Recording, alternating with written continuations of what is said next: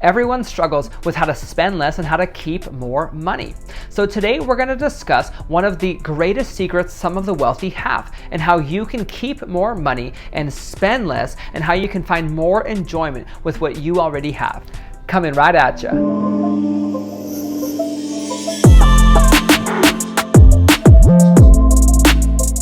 Hey guys, my name is Peter and I've been in the financial industry for over 11 years, and I'm passionate about showing others the tips and tricks I've learned along the way. Stick with me as we dig in. With society all around us constantly pushing the latest tech products, the newest fashion trends, tempting luxury cars being advertised everywhere, it's hard to find a place of contentment, isn't it? Andy Stanley said it right. There is always somebody with more. There's always someone that is richer, skinnier, who is smarter, funnier, who is prettier, or maybe their job is better. So whatever you think you are good at, or what you think you've accomplished, there is always someone who is more. The world makes you think that you need what they have to make you respectable, acceptable, and loved.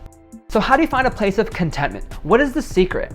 Today I've got some practical tips for you. And also make sure and stick with me till the end, and I'll show you how some multimillionaires and some billionaires have used this secret to maintain and to keep their wealth.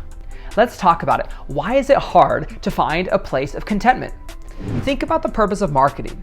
It's to make you think that somehow your life is incomplete without that product or service. Trying to make you dissatisfied with where you're at today without that item, which will lead you to a purchase that will supposedly lead you to satisfaction. I'm sure you know this, but fun can be bought with money, but happiness cannot. So what is contentment? I've heard it said, don't let your food get cold while staring at somebody else's plate. It means to be satisfied, to be happy where you are at today.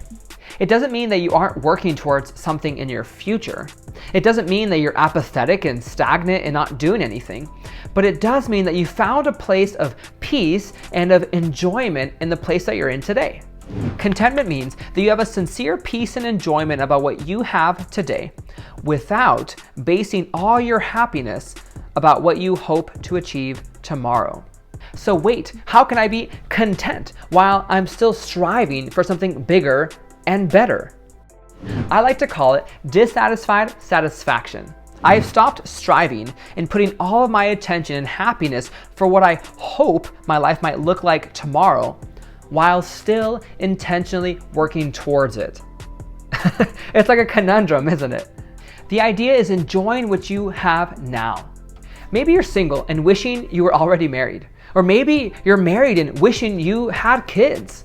Or maybe you already have kids and you're like, I just can't wait for them to get out of the house. Or maybe you're working towards retirement and just wishing you were already there. I found myself dreaming about my retirement years and what they will look like, what I will do, what exotic places I'll visit, and what my family will look like. But if I'm not careful, I'll miss out on the now. So what are the other benefits of contentment? You'll have more joy. You'll stop wanting more. Content people save more and avoid debt. You'll be able to enjoy life savoring today.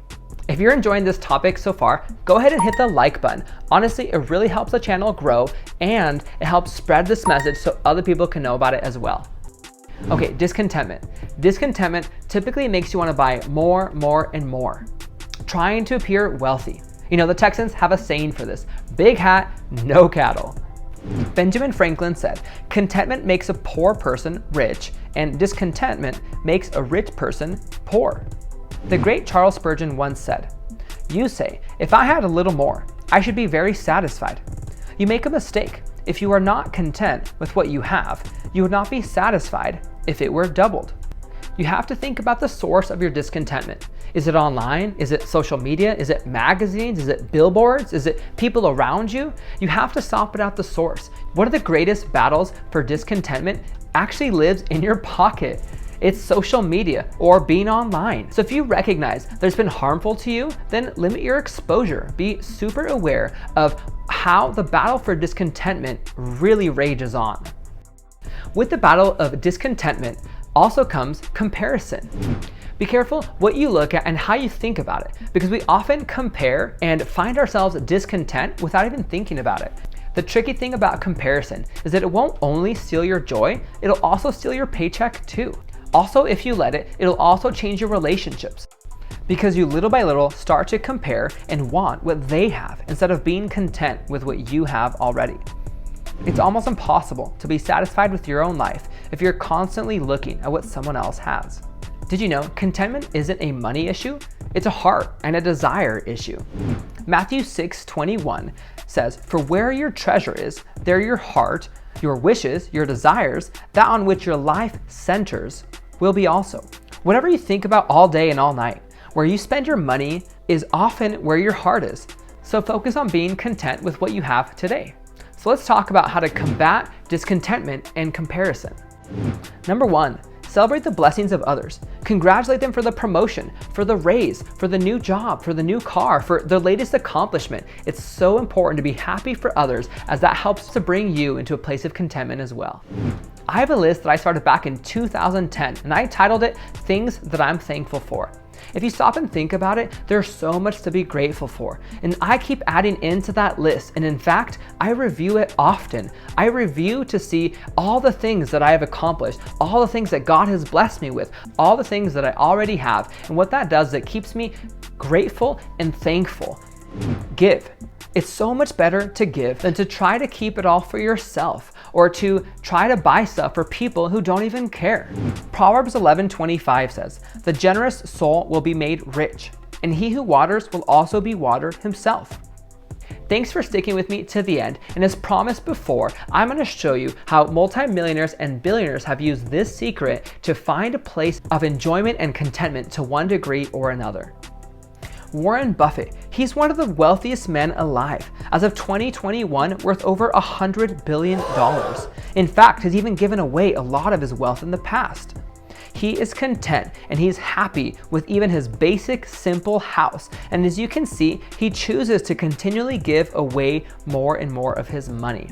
One of the greatest ways to maintain or to keep wealth is to be content, to no longer care what other people think. Also, Mark Zuckerberg, the founder of Facebook, he wears the same gray t-shirt to keep things simple and also to make less life decisions.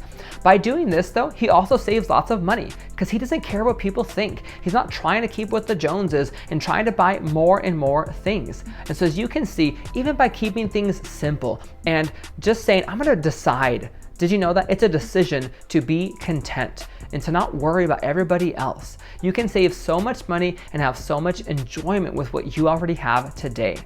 I hope you saw the value of learning and applying the secret of contentment. This one thing will not only make you happier, but it will also help you enjoy the things you already have. Nice. It will also help save you more money. So today, stop the comparison game and find freedom in the secret of contentment. I'm so glad that you joined us today. If you found any value out of this, I would really encourage you, hit the like button. Like I mentioned before, it really does help the channel grow and help spread this message. Also, don't forget to subscribe for more content like this. And don't forget to click on that notification bell so you don't miss out on more weekly financial tips. See you next week.